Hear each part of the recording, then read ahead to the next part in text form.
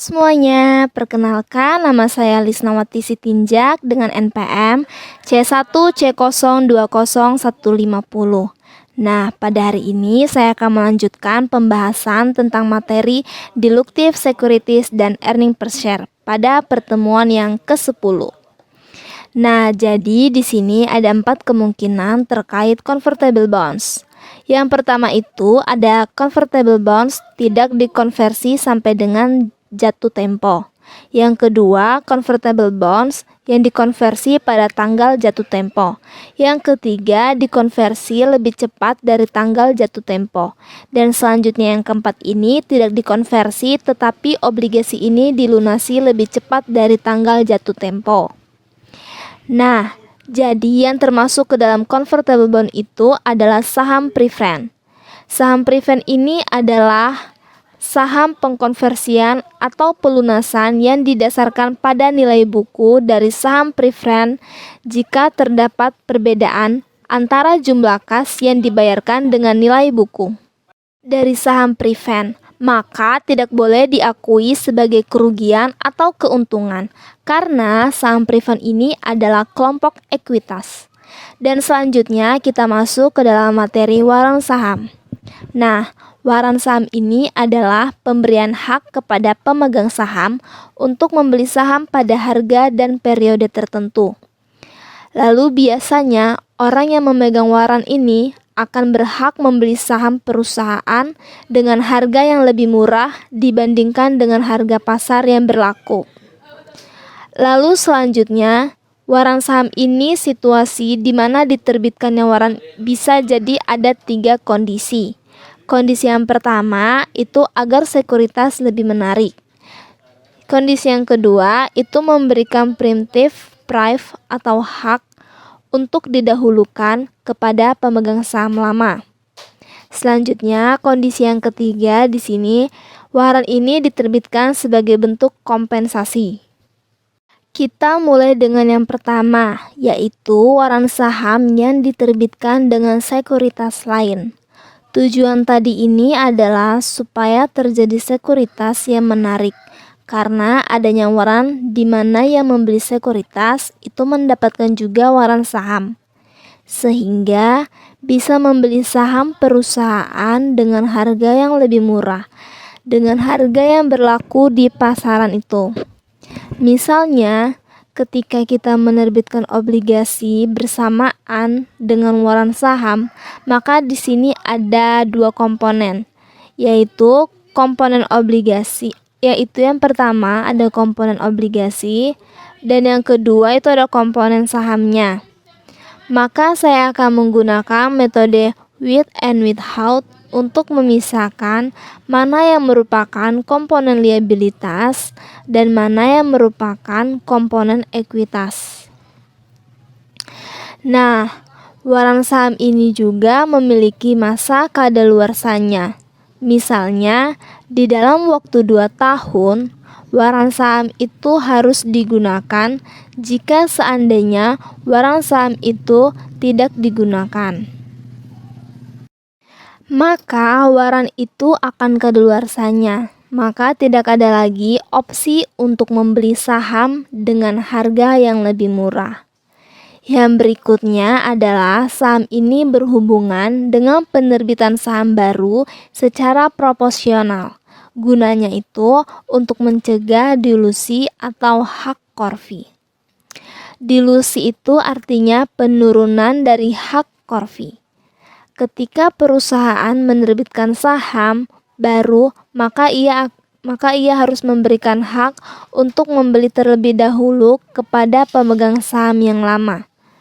Mungkin kasus ini tidak ada pencatatan perusahaan hanya mampu membuat memorandum entry ketika kita menerbitkan waran kepada pemegang saham.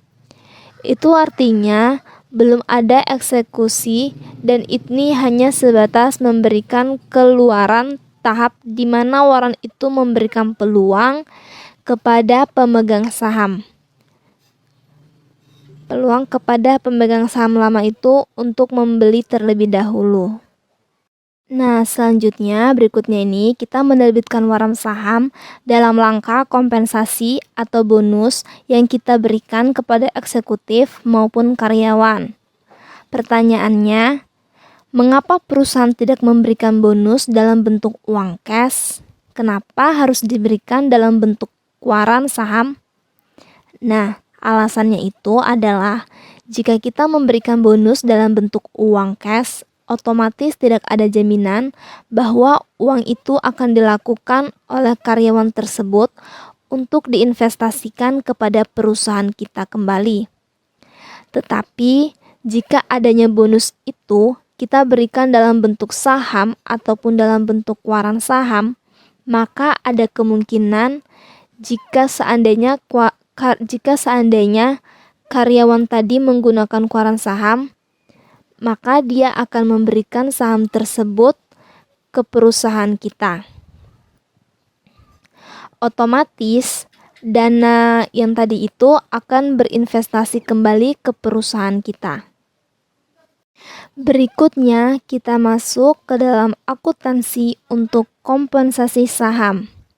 Jadi, kompensasi saham ini bisa kompensasi saham kepada para direksi dan bisa juga kompensasi saham kepada karyawan. Maka, timbul dua persoalan terkait akuntansi untuk kompensasi saham, yaitu menentukan beban kompensasi saham. Nah, beban kompensasi ini akan dihitung dengan menggunakan metode nilai wajar. Kemudian akan mengakumulasikan beban kompensasi itu selama periode karyawan bekerja. Nah, selanjutnya itu untuk menghitung laba per lembar saham ada perhitungannya secara sederhana. Rumusnya yaitu LPS atau bisa sering dibilang itu laba per lembar saham. Sederhananya adalah LPS sama dengan laba bersih dikurang dividen untuk pemegang saham preferred dibagikan dengan jumlah data tertimbang saham biasa beredar. Nah, jika LPS atau laba per lembar saham kompleks atau yang sering disebut, perusahaan harus melakukan pembuatan beban saham yang beredar berdasarkan bagian periode saham tersebut. Beredar yang nantinya kita kenal dengan istilah faktor pembobot atau faktor pembobot waktu yang akan menjadi faktor penimbangnya. Faktor pembobot waktu ini adalah jumlah hari beredarnya sekelompok saham dibandingkan dengan jumlah hari dalam satu periode. Dan ketika kita sudah menghitung laba per lembar saham dilusi, maka harus kita ingat bahwa yang berubah itu bukan penyesuaian pada jumlah saham. Yang berubah itu bukan penyesuaian pada jumlah saham biasa yang beredar, tetapi bukan hanya jumlah saham biasa yang beredar saja, tetapi penyedia itu juga tersedia pada bilangan pembilangnya, yaitu pada bagian labanya. Obligasi terbukti sebagai sekuritas dikutif, yaitu jika dia dikonversi menjadi saham biasa akan menghasilkan laba per lembar saham yang lebih rendah dibandingkan laba per lembar saham sebelum obligasi dikonversi menjadi saham biasa. Nah, tetapi seandainya setelah memperhitungkan ternyata laba per lembar sahamnya itu menjadi naik setelah obligasi itu dikonversi menjadi saham biasa, maka obligasi tersebut itu disebut sebagai sekuritas antidiluktif. Baiklah, mungkin hanya itu penjelasan lengkap yang bisa saya sampaikan pada video pertemuan yang ke-10 ini. Dan jika ada kesalahan kata, saya mohon maaf. Terima kasih.